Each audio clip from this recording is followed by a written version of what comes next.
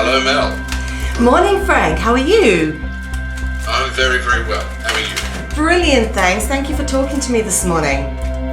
I'm so sorry it has taken so long. Well, no, I understand that you don't do many interviews and that you're rather busy, but I really appreciate that you've taken the time out to speak to us. And let me just say, first off, I'm a big fan of the work you do with Ucadia, and I myself have used or referenced your work a lot in my own studies, and also I've written a book which I've referenced both you and Santos Bonacci in the recommended reading and research section. So it's just about time that I get you on, really, more than anything else. Thank you. I don't really know where to start because it's such a broad topic and it's so difficult to go at it in a linear perspective.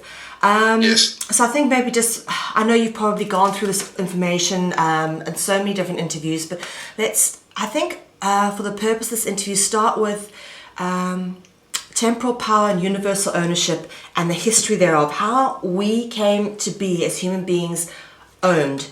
Because this is a concept that I think no matter how many times people who aren't really that awake have explained to them, they struggle to grasp without understanding the nitty-gritty little blocks that go into building towards that complete sort of picture.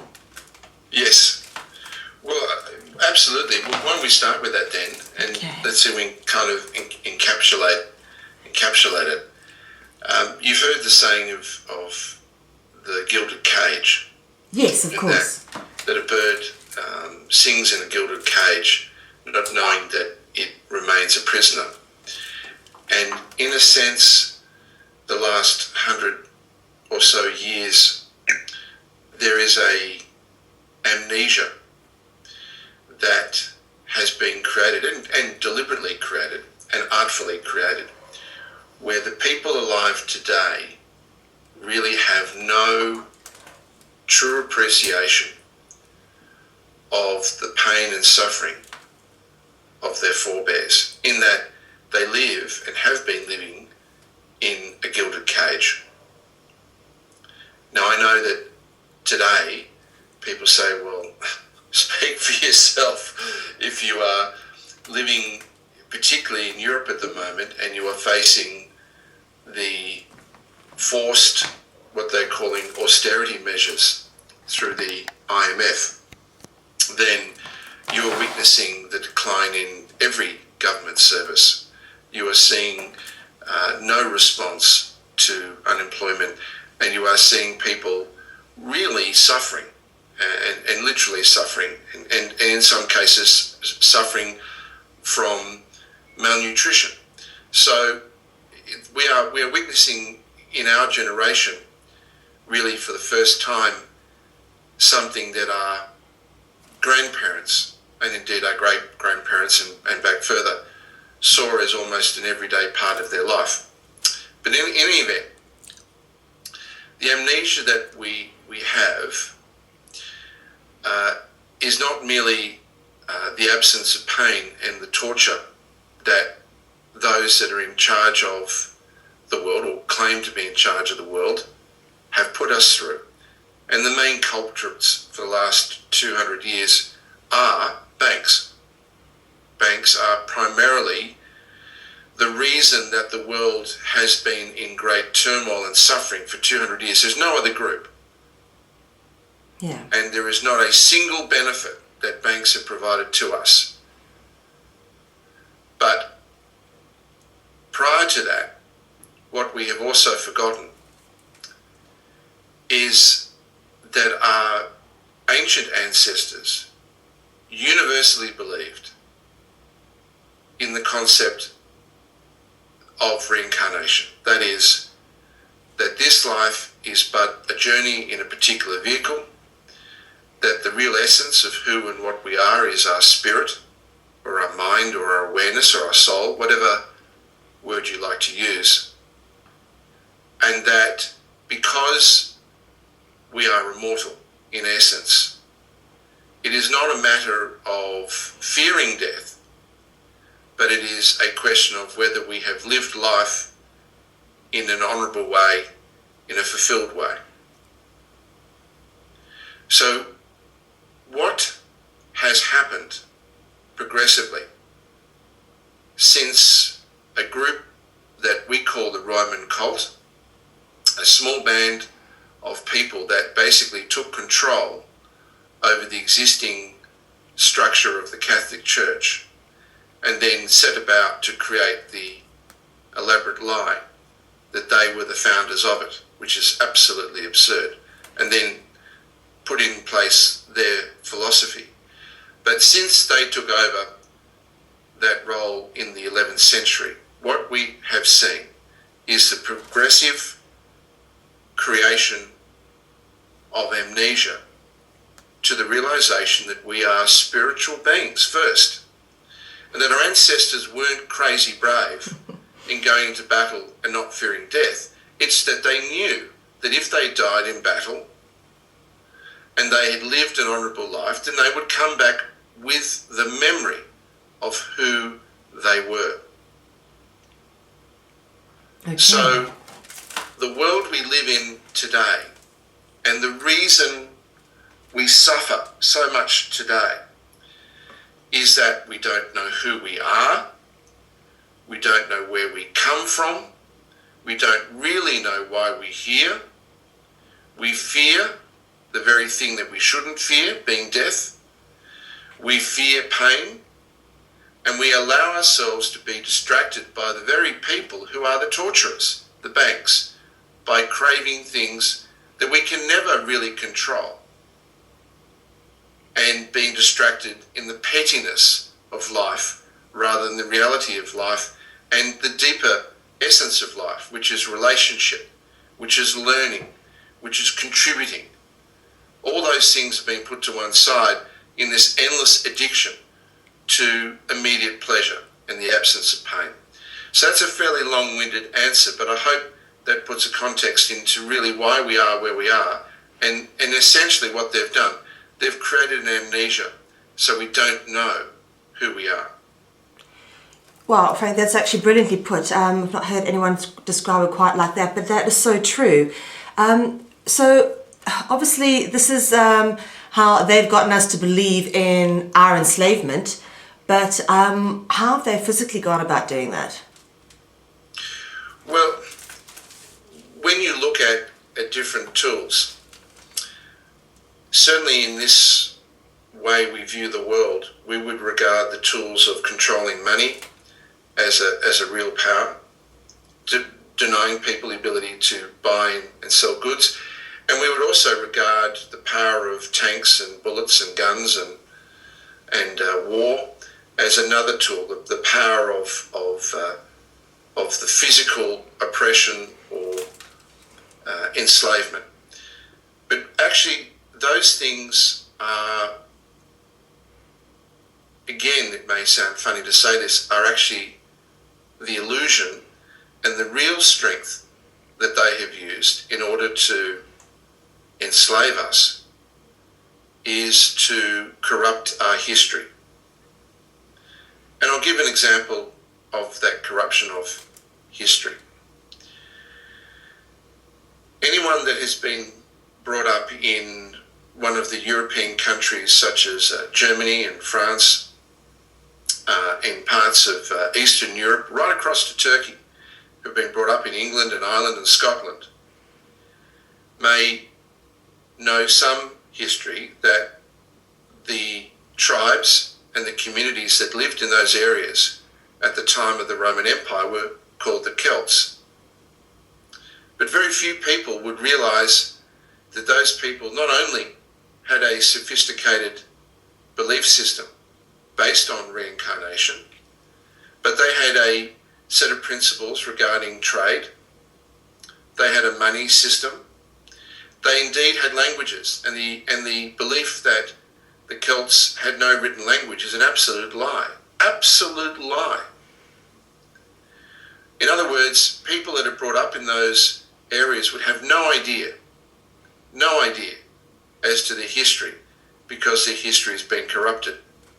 For example, people that are brought up in the Netherlands, in Germany, in France, would have no idea that in the 8th century, a family called the Carolingians in history, also called the Pippins, created a faith based on living an honourable life and ridding the world of the corrupt mind of the now broken Roman Empire, in forming what we now know as the Catholic Church. It was the Carolingians that created the Catholic Church, not this group of trading families from Persia that ended up living in Italy and other places and corrupting the world.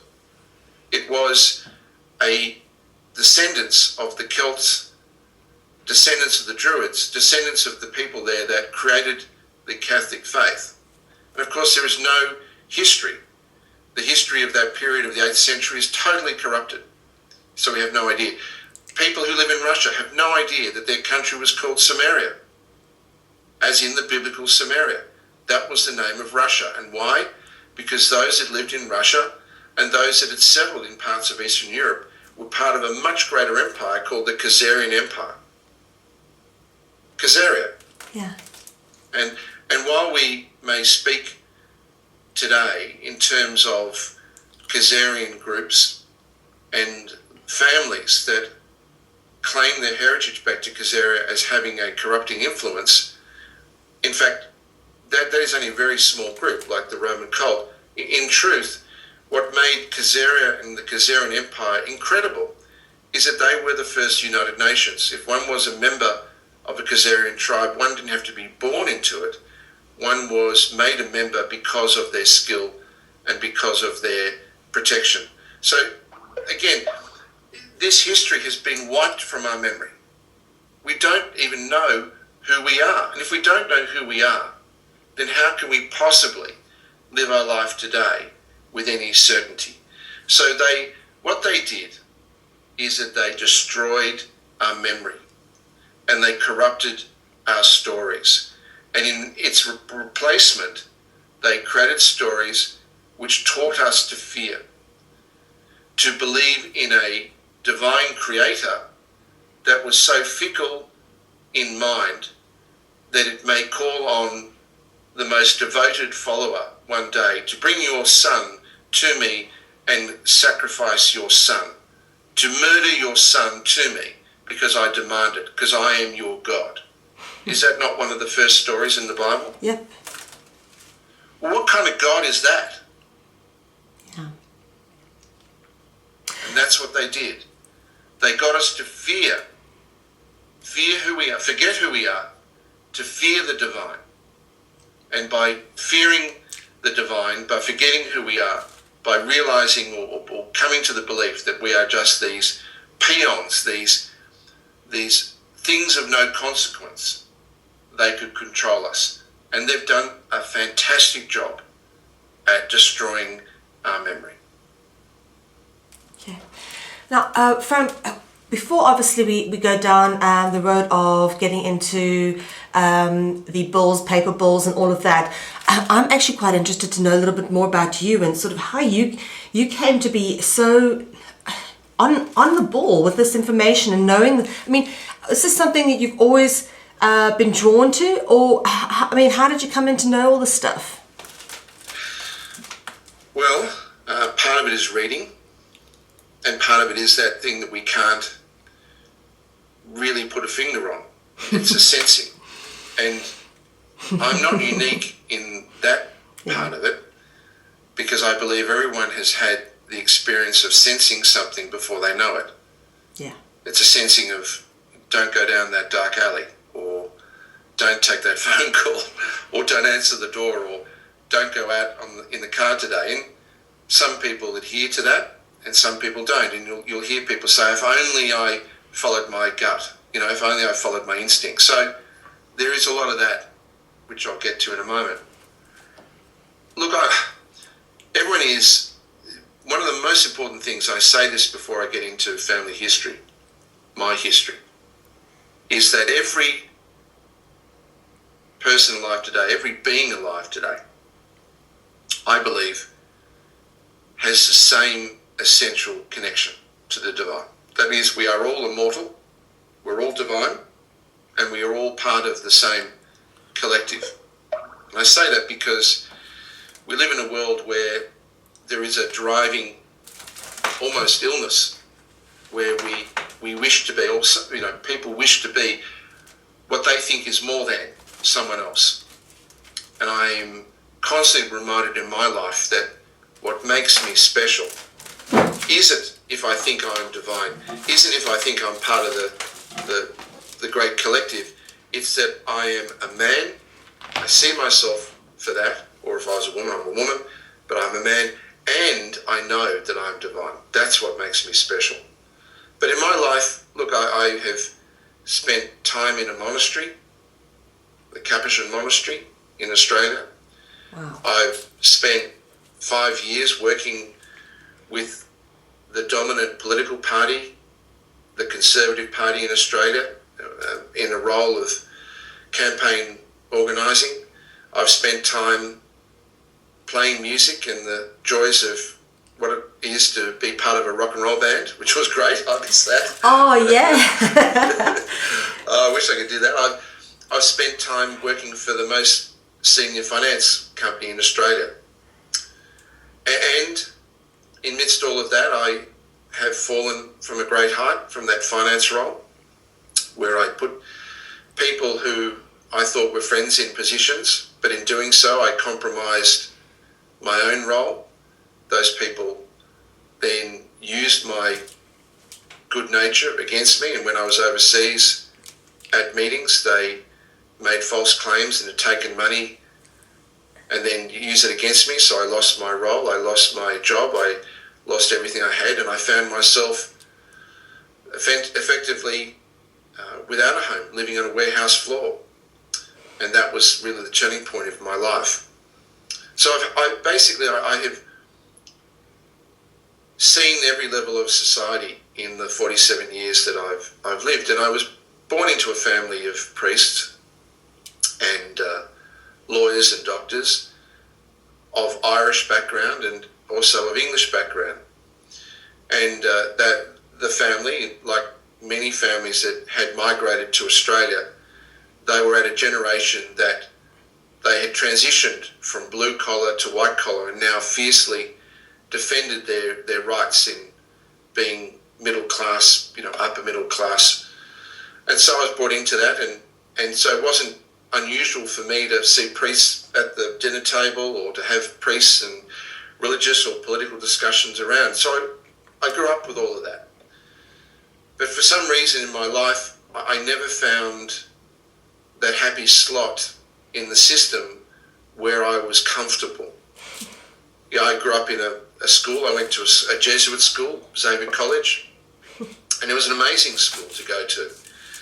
And of course, because of my background, you'll see sometimes people will say, "Oh, he's a Jesuit," as if someone that goes to a Jesuit school is a Jesuit. A bit the same as some people saying, "Oh, his father was a murderer. He must be a murderer as well." Or your grandfather was a Nazi. Well, he's a Nazi. You see this kind of rubbish thrown around. But I never found a niche in the existing system. And I was given, in my background, many opportunities to slot in. And it was because I just was hounded. There was this thing that kept hounding me in dream, in vision, in voice. This is not what you are supposed to do. This is not what you're here to do.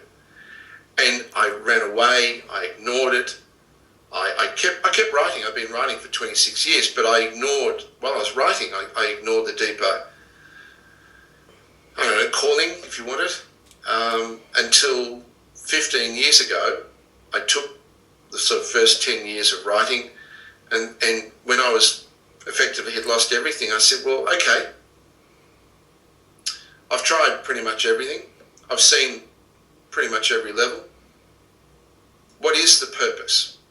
Why am I here? And if there's really no reason, if I am merely suffering some mental delusion or lack of self-esteem, then okay, let life finish itself. But if I am here, then let's focus. Let's kind of bring this to a head, and let's do something about it. I don't want to be a guru. I don't want to be a messiah. Just give me the honest answers as to why I'm here. and let me get on with it and let me do it rather than stuff around. And that's when Ucadia was born. Did you feel that, when you sort of put that out there, it then sort of came to you? Yes. I found that when I asked the right question, which was, okay, I don't want to be a guru. I'm asking not because I want to justify my life by saying this whole journey is, divine plan. When I actually asked the honest question, what is the purpose to my life? Then everything started to click.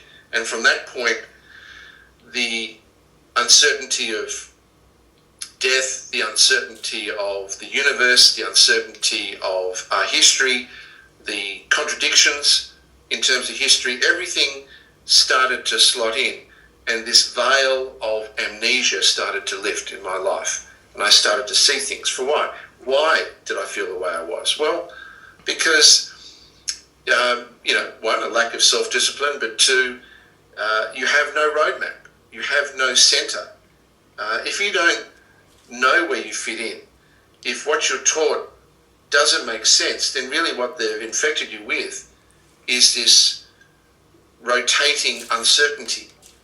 It's not, some people say it's your belief system. I don't think it's really a belief system so much as a way of making sense of the world, just a roadmap. That's all we didn't have. I didn't have a roadmap. I couldn't make sense of the very biggest thing, which is the divine. Am I being tortured? Is the voice coming from this kind of image of a guy with a beard, or something else, or sitting cross-legged, in a Buddha pose? Where is this coming from? Am I part of that, or am I some, meaningless being at the bottom of the tree? So people ask the same question. I don't think I'm unique. I think everyone asks the similar questions, the same question, maybe different words. Yes, indeed. Yeah, absolutely. That's the way it was for me. And it's actually, when I listen to you talk like this, and what's really just occurred to me quite astonishingly is, through all the people that I've interviewed over the years, each and every one of them has a part of their story which is exactly like my own journey. Mm-hmm. And it's just amazing. I said this to Lisa Harrison the other day. Even her and I have the most unbelievable similarities in our journey. And I started doing this about 2 years before her.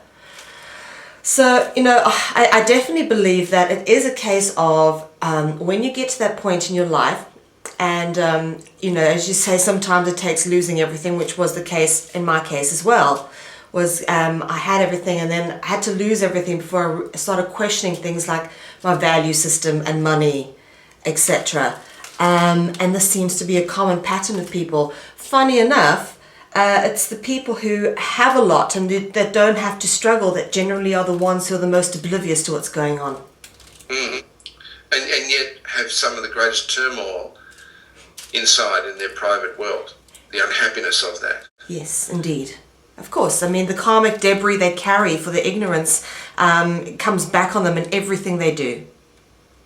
Well, I say this to people quite often, particularly when they talk about the difficulties that they experience. I say, look, it's important not to view the enemy as such as your fellow beings, but the ideas that cause them to act in such a dishonourable and such an awful way. That the enemy is something that is so mercurial that it really can't be fingered. It's the illness, the mental illness, that causes them to do what they're doing.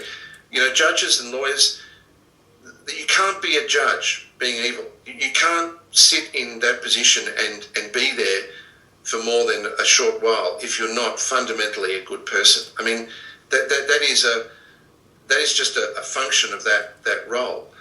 So, for people who are in those positions to do what they do and sentence people and see people unfairly committed to prison, it's no wonder that if you look across professions, the majority of judges die before their time and they suffer terrible addictions, alcohol, often drugs, and pay for what they do. Now, some might say that's karmic. But, I think it's wonderful that we identify that each of us have a story. Each of us have a voice. Yes. And my only hope is that when people come to you, Katie, they don't come and say, oh, here we go, here's another group or another person or whatever they say, trying to sort of make their mark, create their brand. It's not. I designed Ucadia and I wrote Ucadia from an honest position. It wasn't about creating a new label. It wasn't about creating a new brand. It was saying, give me straight a way, a roadmap of making sense. Not how do I homogenise, how do I pasteurize, how do I standardise all these different voices. It's not about claiming one voice from another. It's saying, what makes us similar? What is the underlying theme that connects us? Because we need that. Boy, do we need that. But at the same time, don't destroy that part of me that is unique. But also let not that unique part of me become the, if you like, obsessive virus that can take over. When we clear ourselves at one, we suddenly suffer another called Messiah syndrome. So give me that balance. Find a way, show me how to do that balance. But yeah, I'm very careful with people not to say, look, don't view a judge, don't view a policeman, don't view these people as your enemy. They're not. They're suffering mind viruses, which we all suffer to some degree. Frank, let's talk a little bit about, obviously, going back now. Thanks for your background. Very, very interesting. Going back to the Roman cult and the Vatican, which is my absolute passion of my topic. With my research, I am absolutely fascinated with everything to do with Roman papal history, and they're very clever and somewhat, how do I say, blatant or arrogant claim to humanity, all the property of the earth and our souls, just because no one stood up to them and said otherwise. This is quite mind-boggling to me. Sure.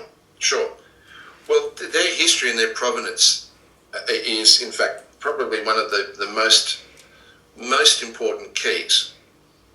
I mean, you can get bogged down in the history of the Vatican, the Roman cult, in looking at the alleged atrocities, the wars, pogroms, the persecutions, and really that in itself, you could spend a lifetime writing those things. But as I have worked towards the foundations that we've got in place and finishing with Ucadia, like the canons of law, where we say really in a physical way a concept of a canon and canon law, the Vatican canon law until now has been regarded as the apex of law, the pinnacle of law. And the reason it is because of what canon means. Canon means a standard, a rule, a norm, and therefore when we say rule of law, we mean canon law. But as we have built a system to compete against that, to say, no, this is the true canon law, the provenance of who these people are and were and where they come from actually is the source of much of their power.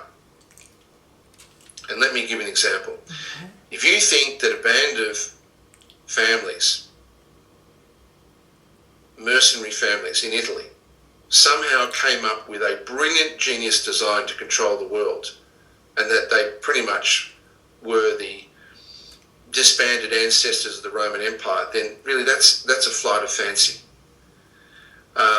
History teaches us that if people have an intellect, a global intellect of the kind that we see in the plans of the Roman cult, then clearly they have some history that goes far back or demonstrates that they have actually experienced some kind of global dominance before.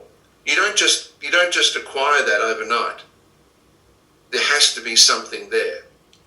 Would you agree? Absolutely. Okay. So let's answer one key part of the puzzle. Was there an empire prior to the emergence of the Roman cult that so dominated the world that we see all the characteristics that we see today? Let's look at some of the characteristics. I said that the people that are torturing us and people that are really serving no benefit to us are the banks. And one of the greatest lies in the world today is that banks exist for good. Banks do not exist for good. They've never existed. They're never created for good. There is nothing that a bank does that is good. A bank is not required. The main purpose of a bank is for organised crime, for creating money out of thin air, for creating and controlling debt primarily, and this is going to blow people's minds. I'm going to get to who the origin of the Vatican is, but banks are a key part of this. The main function of banks, commercial banks and private reserve banks, for the last 200 years is to create sovereign obligation for the political class in order to control the world. And they've done that through debt, and the main mechanism to create debt is war. In other words, the primary function of banks is to create and perpetuate war. Unbelievable. That is what they are there for. Wow, and indeed. They have never been put to prison. They've never been put in front of the Hague.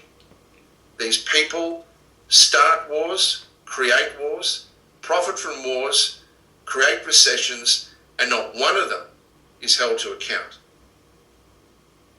That are banks. They are the personification of evil. And they are the essence of the problem for the last 200 years. But where does the Vatican come from? Well, there was an empire that invented this concept of banking, this mindset of banking. And there's an empire that is removed from history. It's called the Pisa Empire, or the Stato di Mare, the state of the seas. Have you heard of the phrase Holy See? Yes, indeed. Okay. Well, Holy See is merely the Latinized version of Stato di Mare, the state of the sea. And in the 11th century, the small city by appearance in history called Pisa dominated both the Western Mediterranean and the Eastern Mediterranean with its trading city that it created called Venice. Pisa created Venice. Okay. And Pisa is a corruption of a word that we know in history of a even greater, well, not a greater empire, but an empire that dominated the world itself. Another great trading empire, an empire that knew how to manipulate sovereigns, knew how to embed themselves into the life of people, an empire that was in the business of creating history and false religions. And that empire had a very similar name to Pisa. And they're the same people. The Persia. Now in fact, I would suggest to you that we're told they were called Persians, but they may in fact ultimately have been called Pisa, not Persia. And that we are dealing with a wordplay to distinguish one generation from another. The Persian Empire, leading families of trading families, found themselves in Italy after the destruction of the Persia Empire and the creation of the Pisa Empire. But the same people. In fact, when we speak of the Moors and we speak of one of the dominant black nobility families, a family that is represented in the plays of Shakespeare, of Othello and The Merchant of Venice, were called the Morriconi or the Morosini. In Italian, the Morosini really is the black Moors, the black merchants, the Pisa, the Persians. So the families that founded the Roman cult are the same families that founded Venice. are the same families that dominated the Pisan Empire, that dominated trade from about the 7th century, 8th century, right up through to their modification as the Roman cult. These families are the founders of the Roman cult, and these families are the same families that hark back to the Persian Empire, who were also known for a period before their destruction as the Aryan Empire, or the Iranian Empire. Iran, they called themselves, the Aryans. And of course, the Aryan philosophy went on to create a whole range of Eastern philosophies as well. So these people already had a mindset knowing that through religion, through ideas, and through commerce, they could control the world. They'd been doing it already for thousands of years. Moving on from that, obviously, now we've got the starting of the Roman cult, the Vatican, the Roman Catholic Church. Let me ask you, what is the spiritual practice that is based upon? I've heard you mention before Mithra and Mithrandian worship. Yes. And what did that entail in terms of, is there sacrifice, is it blood ritual? What is the heart of the spiritual practice of the so-called Vatican beast? Okay. I say this, and I said it earlier, but it's very important. When we speak of the Roman cult, we are talking about a very small group of families. We are not talking about the 1+ billion good Catholics, nor are we speaking of the billions of good Christians or other groups. So that's extremely important. Yeah. When we speak of this, we are speaking of a group that hides in sheep's clothing. Sorry to use the analogy, but it's the best one. Yeah. And they, in fact, these people call themselves Reuben. They call themselves the wolves. They actually openly, in their own philosophy, say that they are hiding in sheep's clothing. They admit that. So what is the philosophy? The base philosophy is the following. They are gods. And that the world is divided into 2 realms. The higher realm, which includes heaven, is dominated by a spiritual father figure, and the lower realms, which includes the earth, is dominated by an opposing force, which is the opposing father, the father of darkness, which they called Satan. This is the philosophy that was created from the 5th century to replace Mithra. The Mithraic religion was effectively destroyed when the primary temple to Mithra was destroyed by the Nazarenes and Gnostics during the rebellions leading up to 70 or 69 CE in Jerusalem. Jerusalem was the central temple to Mithra. Mithra, the figure of Mithra was born from a rock, lived in a cave. The most sacred cave, the most sacred rock to Mithra is still the rock upon which the Temple Mount and the mosque still exists on top. That is the cave of Mithra. That's the central birthplace of Mithra. And that religion dominated the Roman Empire and the legions of Rome. But when that religion was destroyed, Persia and many places went into psychological meltdown, and in subsequent centuries this new religion was born, and this religion was what we call the Aryan religion. This Aryan religion created the duality that we're told was in the religion of Mani, or Manichaeism, of this duality of the world of light and the world of darkness. Now, because the earth was regarded to be part of the realm of the Lord of Darkness, or Satan, over time they didn't allow people to use the word Satan. They changed it with a word in Persian called Gad, later called in English God. And that's the origin of God. God is the public name the hidden name of Satan, Wow. the Lord of Darkness. Okay? That's going to blow Aryan people's religion. minds, actually. That's that you actually come out that directly and say that like that, because of course we've come to realize this through research that this is in fact true, but I've not actually heard someone say so. It's God comes from Gad, which actually means Satan. Well, Gad means one who rapes, tortures, and lies. No way. Sure, that's the public name of Satan. Because they didn't permit in the Aryan religion. Well, the detail of the Aryan religion is very, very clear. I mean, over time, the Persian. Firstly, it's Persian. It's got to be important to know. This is all Persian, and the Persian Empire was famous for producing religions. I mean, they produced Mithraism. And this was a partnership between the exiles of the Yahudi and they call them the Chaldeans. But they produced this religion, and then they produced the Iranian or the Aryan religion, which placed the priest classes as gods on earth. And everyone else were called a human. A Herman. Now, a human means a soulless creature. We call them today humans. You've heard the word human? Yes. Yeah, well, that means you're a soulless creature. You're less than an animal. Okay?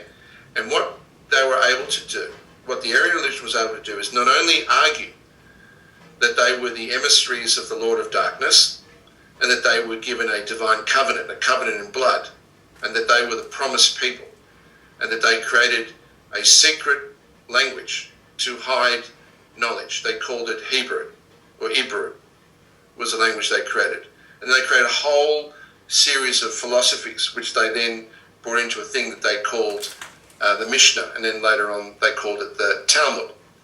But the Aryan religion also created for the first time in history that it is a divine right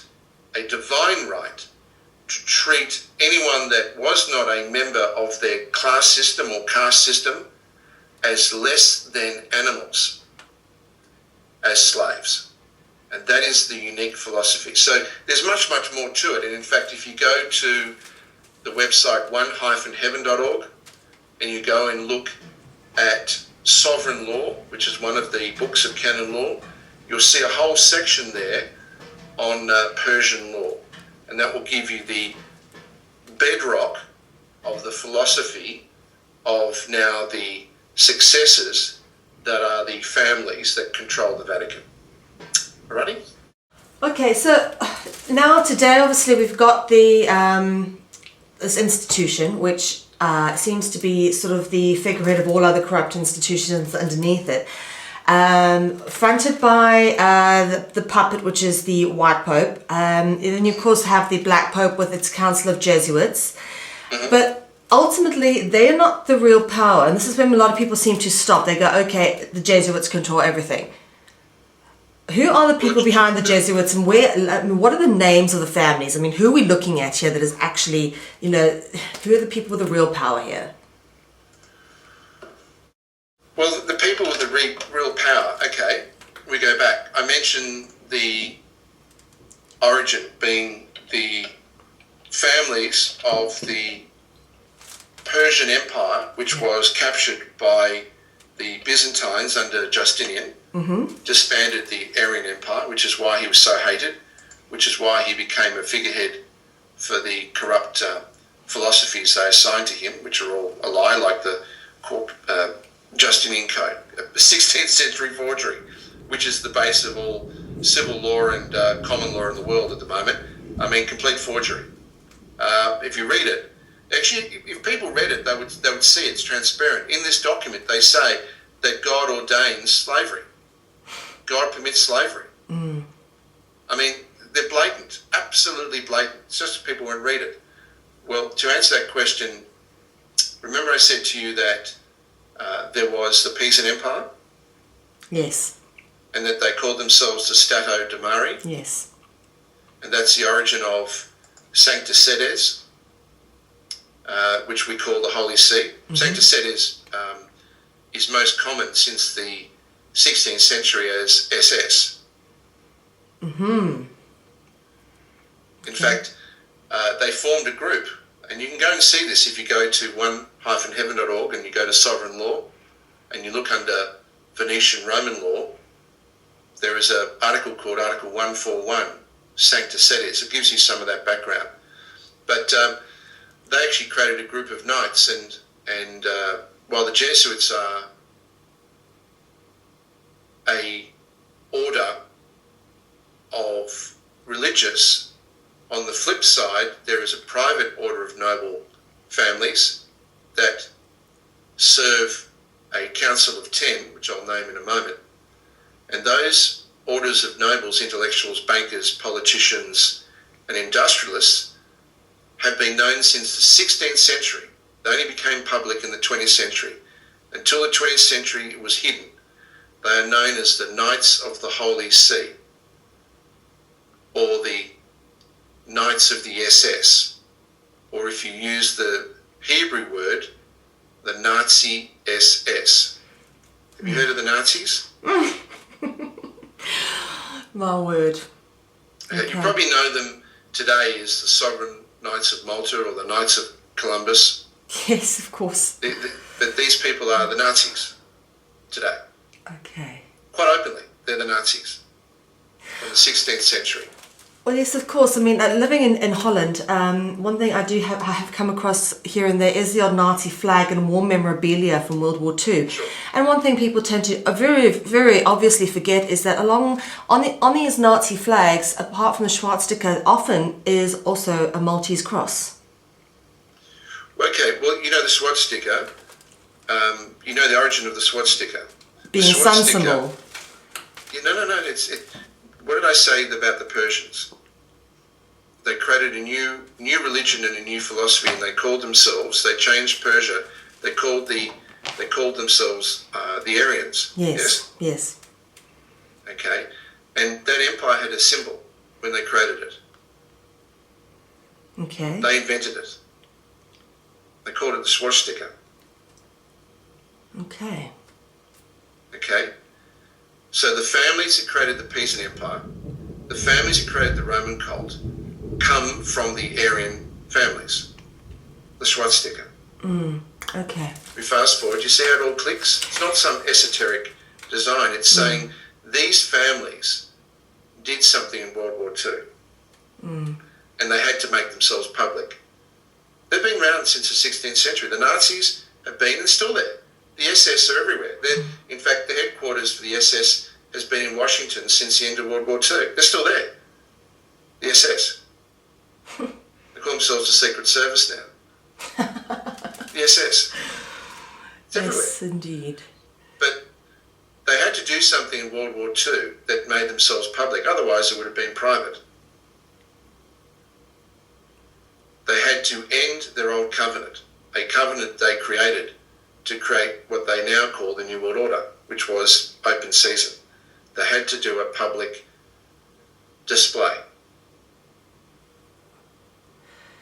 Okay. Do you know that there is a 300-mile wide pentagram formed by the very worst death camps? Did you know that a perfectly formed pentagram is formed by the very worst death camps? I did not know that. That is interesting. Do you know that it points perfectly to the Northern Star? Oh, the top of it? Do you know it joins with the other largest pentagram ever created from a building to form a perfect right angle?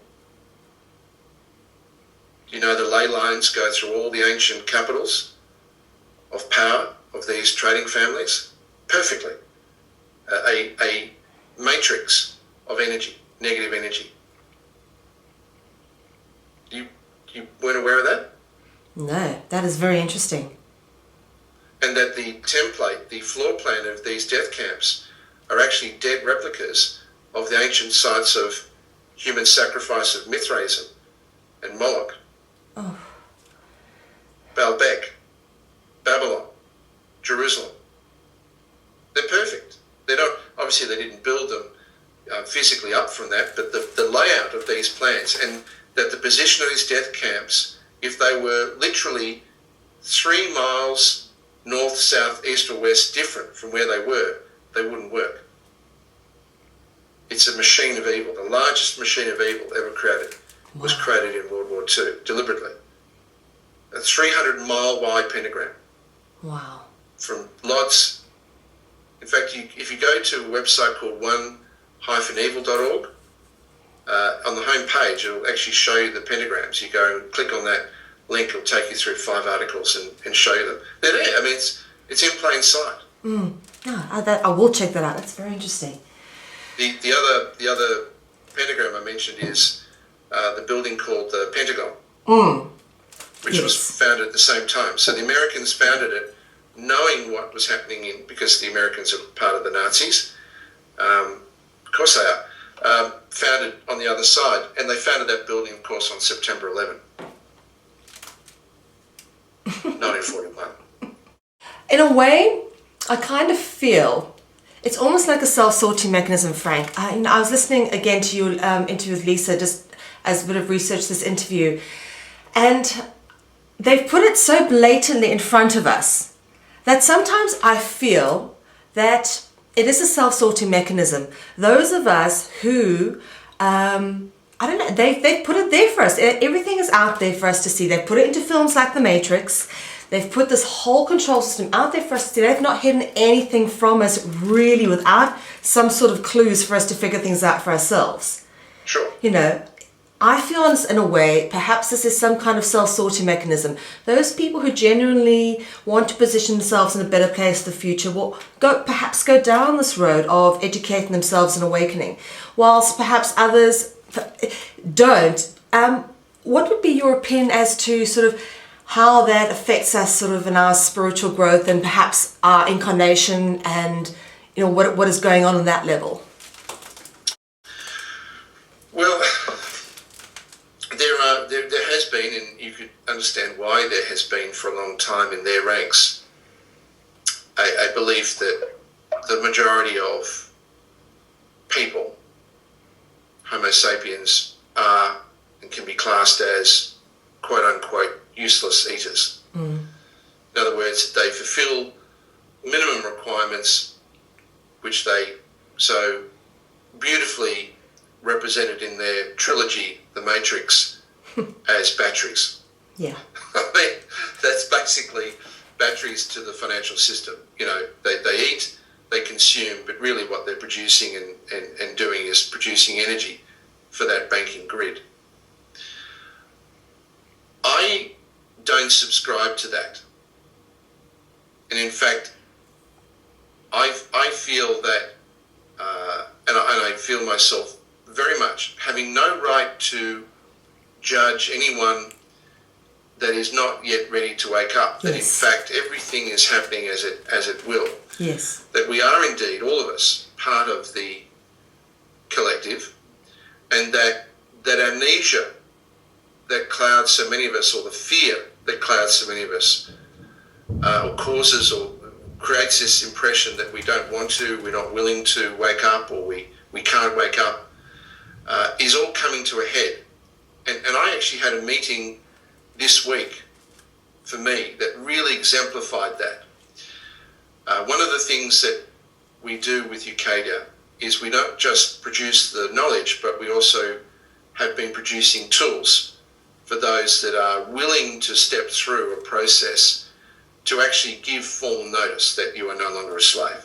One of those is the production of a document we're calling, it's a will and testament, but not of the design that people would normally assume. This document doesn't talk about what happens when you die and who you give your possessions to. It's really a recognition of actually what your will and testament is in the Roman system. It's your only chance legally in their system to show you have a mind. And as such, it is the constitution by which your estate is to be managed. And if you can't express it, then clearly you are to them unworthy. But when this week, this document, which has just been completed, I had the honour and the opportunity to meet with 4 women, 3 of which were witnesses on my will. And when we spoke, we all agreed that what we are seeing is an end to one of the strongest powers that has kept the world where it is, has allowed these people to continue where it is. And it is the feminine energy that keeps this illusion real. And the reason this feminine energy has been able to keep, or has been tricked into keeping this illusion, this reality of these trading families real, is that we have not seen a comprehensive alternative. We have not seen something come and say, look, here are the cleaned up codes of law. Here are the improved processes. Here's a system that doesn't require banks, and certainly doesn't require a system of evil, of fractionalising and stealing energy. And until that system had arrived, albeit not all there yet, that energy has kind of been self-justifying, saying, well, in the absence of alternative, we just have to make do with what we have. So I believe we are watching a total change in that energy. And I'm seeing with people a ground up, a bubbling up awareness. People who've never heard of Ucadia. I mean, a lot of people have, but most people on this planet have never heard of Ucadia.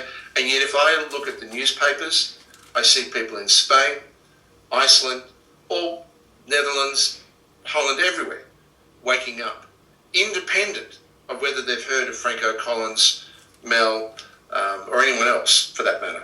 So I'm very excited. I'm very honoured to be alive at this time. Yes. And I see a change, not really from the physical, but in a sense, it's a spiritual change first, it's a mind change second, and we're starting to see the final part of that, which is the physical change, the thing that we can see. So I'm very excited.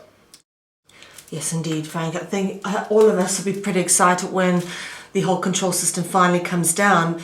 And realistically, sort of, I mean, it's difficult to put a time span on that, but what realistically do you think is the forecast in terms of reaching that objective? Well, I think what we need to be careful of is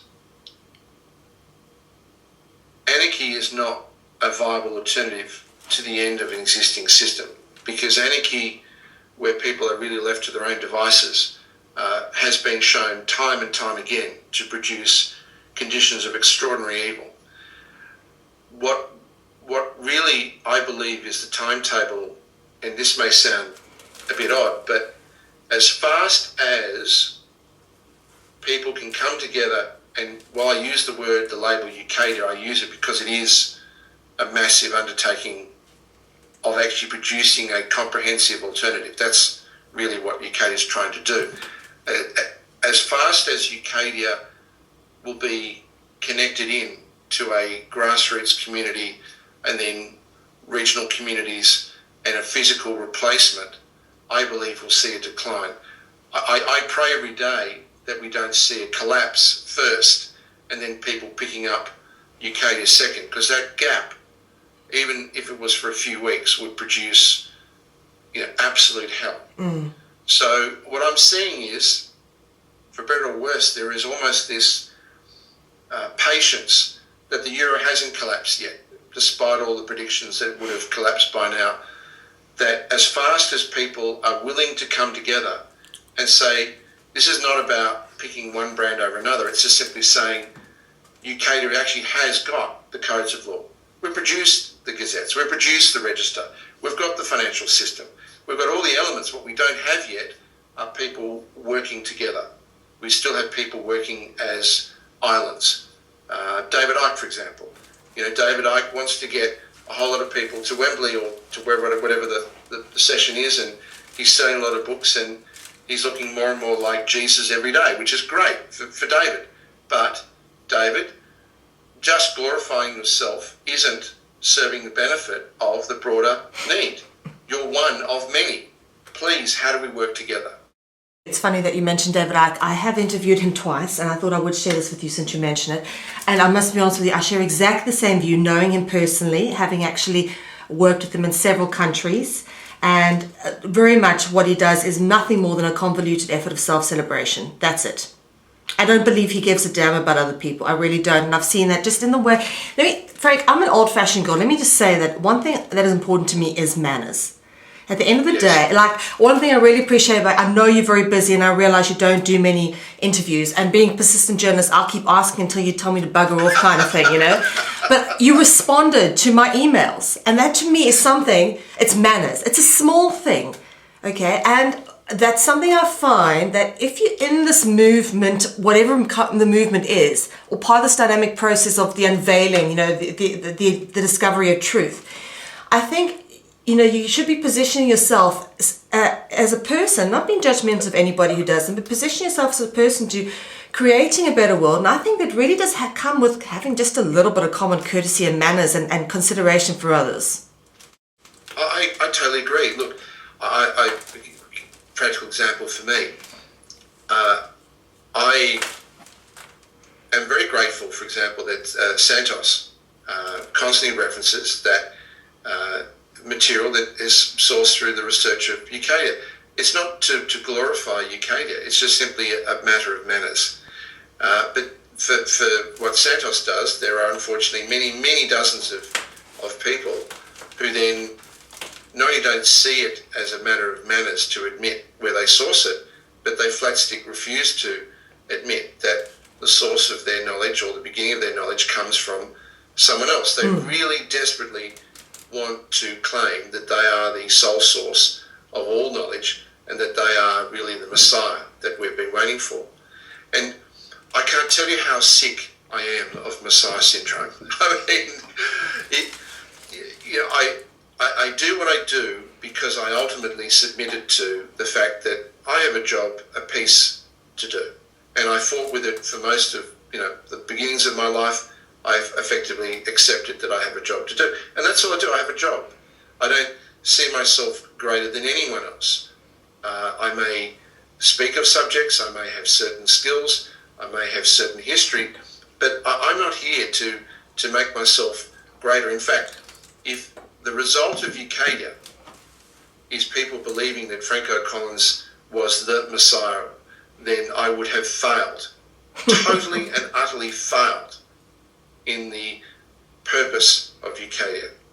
In fact, if Ucadia in its fulfillment is the end of this mindset of people messiahs, then that to me would be the greatest glory of this life effort, and I would rejoice that that is the ultimate. Look, we all have parts to play, and everyone deserves praise. Don't get me wrong. I think if someone has spent 10 years, 20 years, 30 years, or 5 years, whatever, pursuing a line of research to uncover a truth, they should be praised for that, because too many people don't take the time to find the truth. But does that mean that they have the right to step up and say, I am Jesus reincarnated, or suck the air out of a debate, or deliberately sabotage a debate, as sometimes David Icke shows that he does, purely to glorify himself, and then not have the guts to say that really he believes himself to be Jesus? I think David should say it. If someone, and that's how we're going to ultimately cure people of this Messiah syndrome. Come out and tell people that you believe that you're the Messiah, and then let people judge it accordingly. Don't play games, don't dance around it, don't create images of illuminating yourself, because we don't need more messiahs. I think David Icke actually, David Icke at one stage actually did come out claiming to be Jesus. I don't know if you know that. Oh, well, there's a few.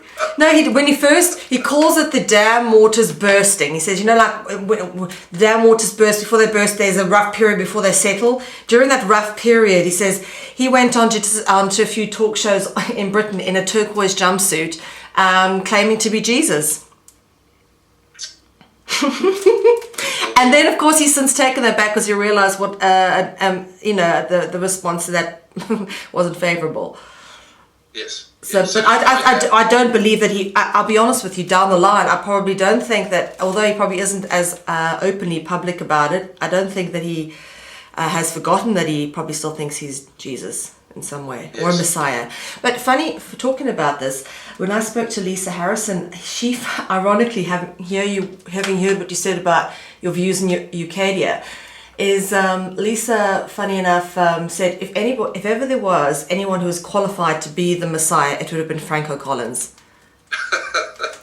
He's got the put it this way, he's got the qualification if such a thing exists. Sure. And that is why I'm not. Yes. And you know, the thing is, it is,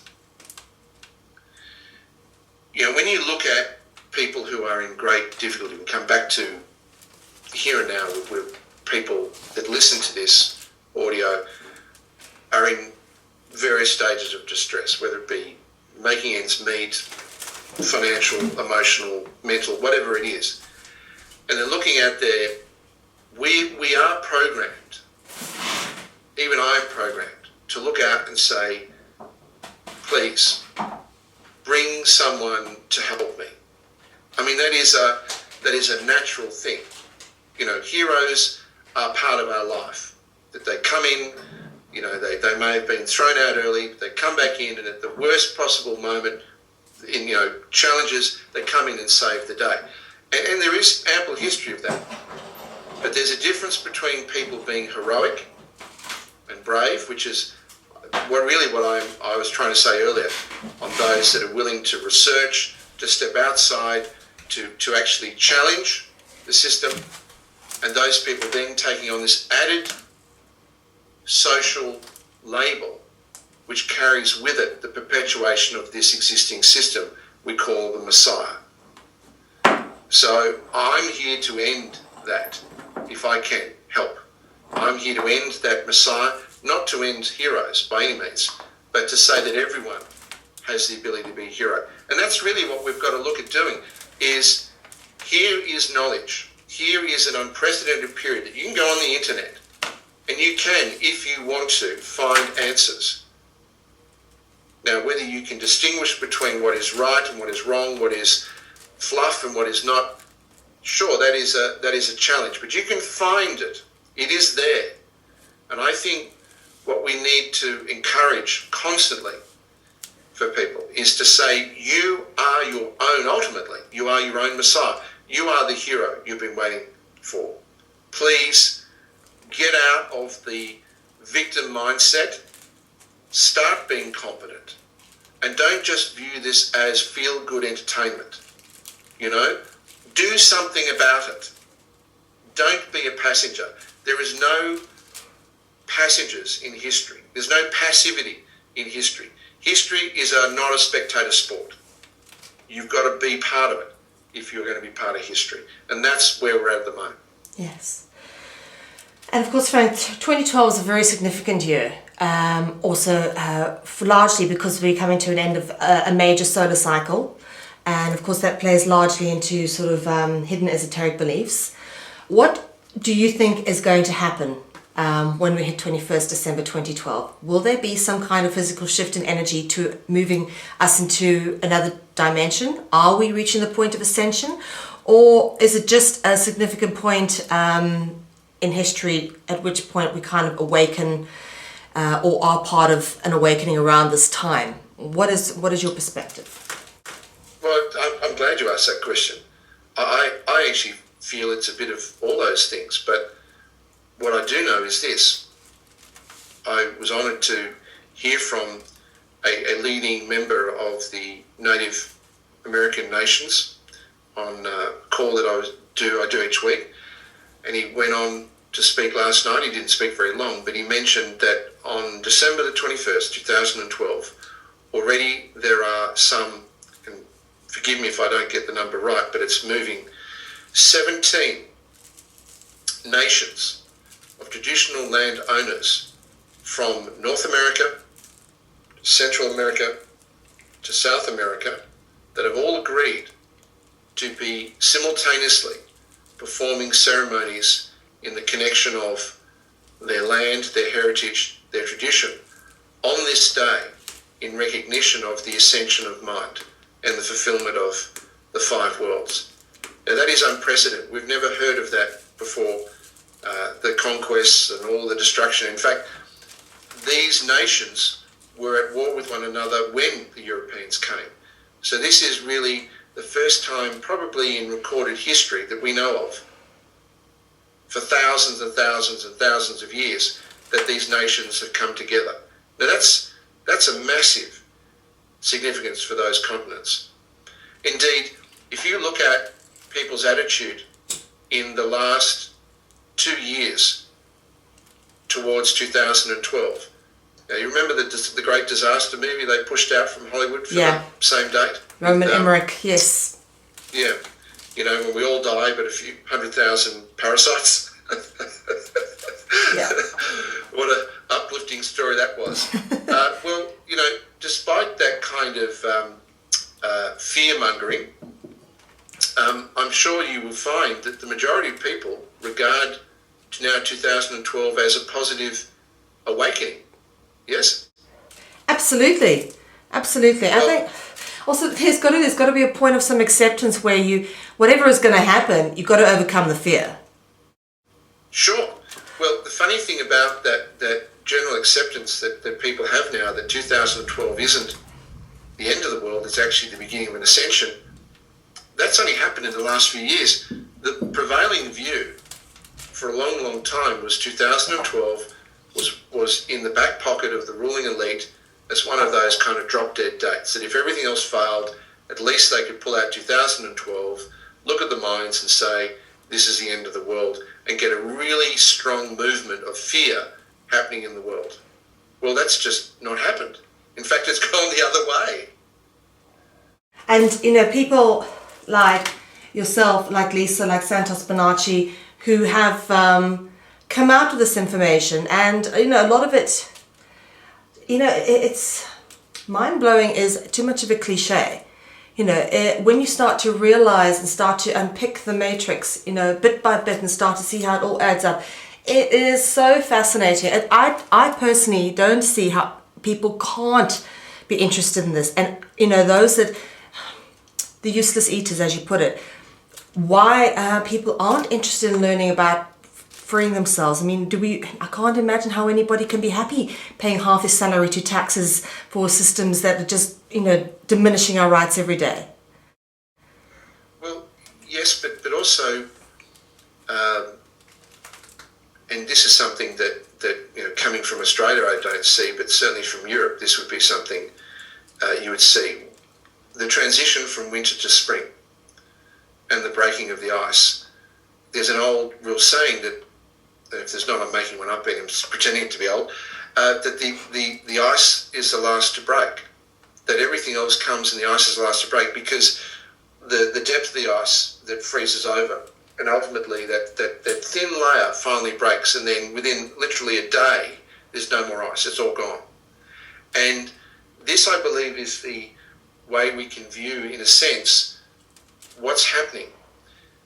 You know, people for centuries were suckered into believing a severing of spirit when the Roman cult was able to create the concept of hell and then back it up by physical demonstrations. But that spiritual war, that conflict of belief, has been coming to an end. So what changes first is the spirit, something we can't see necessarily. We don't see necessarily. We look at someone, they may look exactly the same. We have no idea that the higher selves is going through a transformation. And I believe that is exactly what has been happening. Next then comes the mind. People start, some people call it the 100th monkey. People start talking the same way, even though there is absolute proof that they have not in any way communicated yet. So people in Japan start saying the same words that people that are in Holland are saying, that people in England or Australia are saying, and yet there's no way they've communicated. And then finally comes the body, the breaking of the ice, that people physically start dealing with these issues of working together, changing community, standing up to banks, demanding change, working in communities. And I think that is the last thing we'll see, but that is the thing we'll start to see more and more as we come through the rest of this year and obviously beyond. Right, so looking towards the future and obviously taking our power back into our own hands, let's go at this at a detailed level of, from a legal perspective, declaring yourself sovereign to someone who is waking up and goes, okay, enough, I've made the decision on mine, I don't want to be part of a system where I acquiesce to enslavement and paying taxes for no reason, or to fund wars. How do I start today with freeing myself? Well, another great question. You start firstly by reading. Now, I know in a world of process, because we live in a world of process where there's actually a comedy in England, and one of the skits is one of the shows, one of the scenes is a person going in, and the public service official looks at them and says, the computer says no. But that we are dealing with this kind of process-driven attitude sometimes towards solution. There is a steps, and I'll get to the steps in one moment. But the first thing we must accept is that if we wake to the desire to be free, to no longer be a slave, to no longer be a creature, to no longer be a battery for banks, the first thing we need to do is we need to broaden our knowledge so that we know who we are, where we are, why we are, what we are. What is the law? How is the law structured? How we came to be where we are. If we can get those essential things in place, then the rest will flow. But if we think that it is merely a process that gets us free, then we're actually going about this the wrong way. So I would say to people, and I say this to people who come to me and say, I want to learn about Yukato, I say, look, from a Yukato perspective, respecting that many people have already written great information and already have great information out there, but from a Yukato perspective, I say, go to the website, ucadia.com, ucadia.com, and go and read The Journey of UCA. It's one of the stories on that website. Then go and read The Journey of Self. They're two stories, the two groupings. One that takes you out to look at the very large, how we set up, where we are, and The Journey of Self, which takes us from everything back to ourselves. So read those two journeys. Then once you've read that, go and have a look at the website one-heaven.org, and then you'll see obviously commonalities between the stories. Please go and read the canons of law in the order that they're there. See what law is, in essence, with all the frills taken away, with all the confusion taken away. Go and see that. Now, once you've got that, then I believe most people, if they take the time, will have a good solid sense then of the next steps. And then once you've done that, I would say go and register. If you register your membership, then you'll start the first steps, because then we recognise what Yukato is as a viable, complete, alternate system of society is the formal legal recognition, once you register, that you are not a slave, that the Roman system didn't take your soul, and that comes from the registration through things like what we call the live-born record, an instrument that recognises this as a legal document. And then we go through the steps. Live-born record is created, another record is created. It's called the Promised Land Record. Yes, it sounds biblical because it is in reference to an ancient promise that you are a custodian of the earth, that you have rightfully a share of that custodianship, of that management. And then from that we say to people, it's now time to prepare documents that reflect within the existing Roman system that you absolutely are in control competently of your own affairs. And to do that, we then say the third step is creating what's called a Great Seal. The Great Seal is nothing more than a reflection of those symbols, as well as your name, as well as some motto, some statement of ethics by which you will administer your affairs. And those symbols reflect, well, your history, where you come from, what's important. That's really all heraldry is those awards, those things granted to you by some higher sovereign, or symbols that represent your heritage. And so once you get the Great Seal, then you have a will and testament that will be sealed under that Great Seal. Now, all these templates are available on Ucadia, and the history and detail of these are all listed in audios and help. There's an abundance of help, but I can't force anyone to do those steps. There are other steps, but I won't go through them now because it ends up being a laundry list. But there's about 15 steps. But the first step, really, is to go and read. Go and read and see a model that puts things in a perspective. I'm not saying it's the only model, and I'm not even saying it's the best model, but it is a model that puts everything in a context. And that's what you need to do first. Go and read. Frank, you know what I like about you and your information is that it's very balanced between a fundamental understanding of the problem, an ability to articulate that without scaring people, and then a good proportion of solution, which I think is so much what is missing from so many of the other so-called voices within this truth and awareness awakening movement. Well, thank you, but it took me a while to get here. Yes, well, 26 years, you sort of work out trial and error. But look,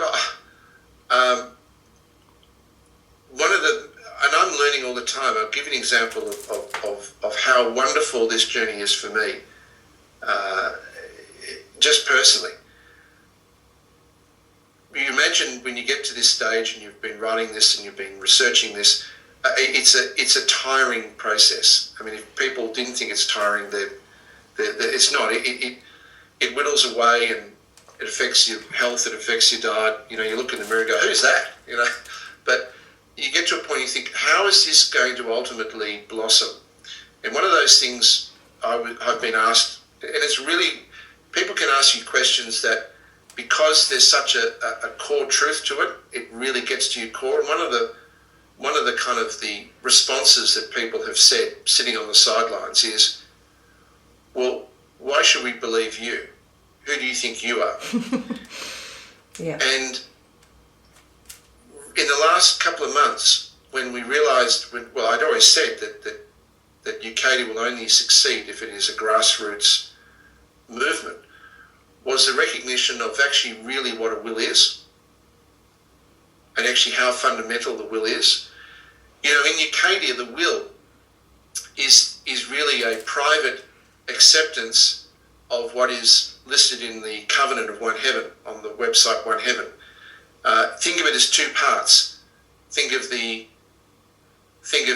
Covenant of One Heaven really as a lock, and think of the Will and Testament as a key. When those two combine, they form one. They form a sacred covenant with that entity, with that being, with that unique collective awareness, with that Homo sapien and the entire universe.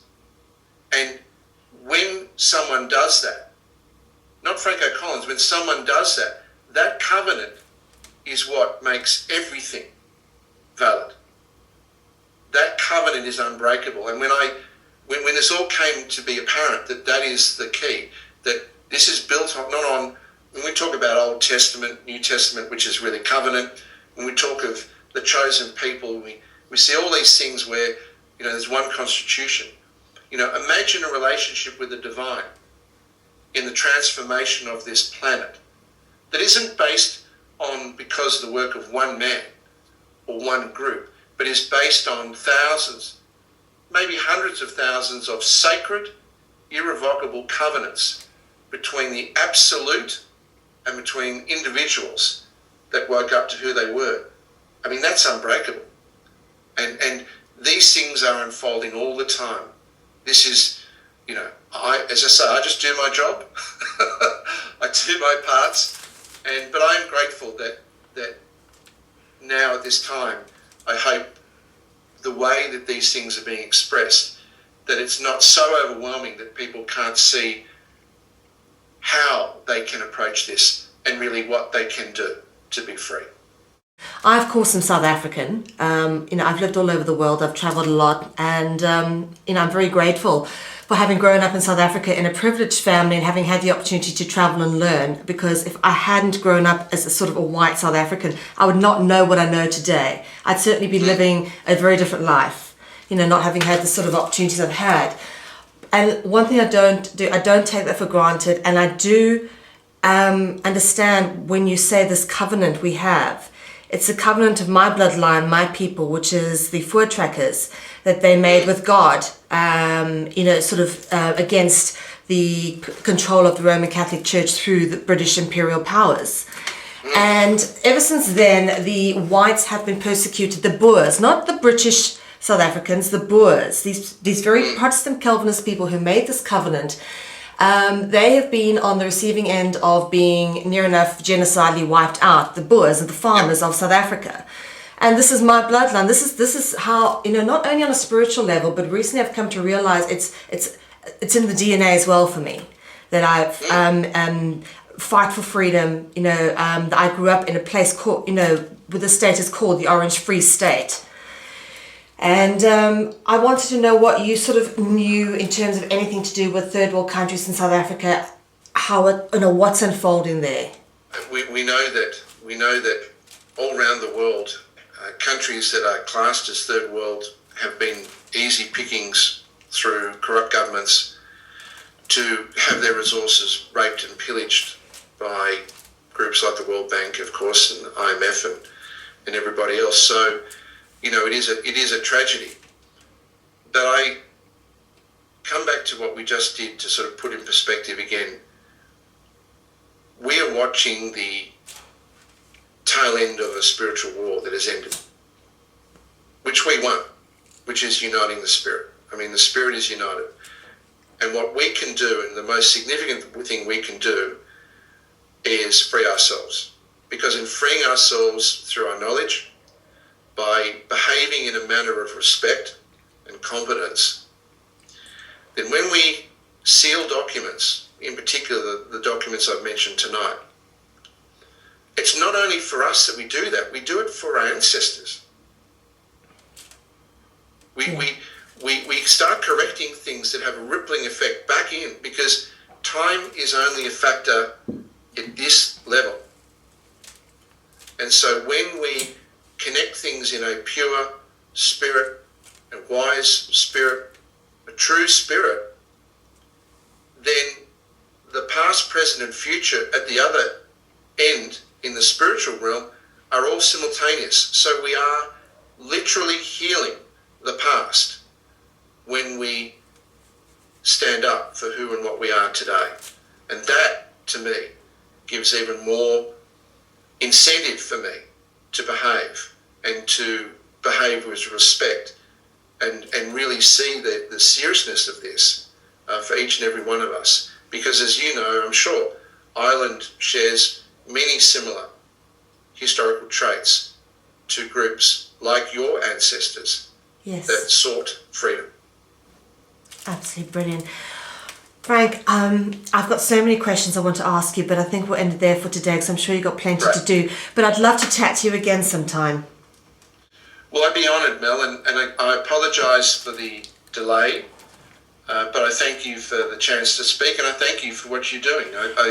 I know it reaches a wide audience, and I know even talking about these things gives a chance to review and sometimes just put it in a summary that people can listen to and go, okay, I can see it now.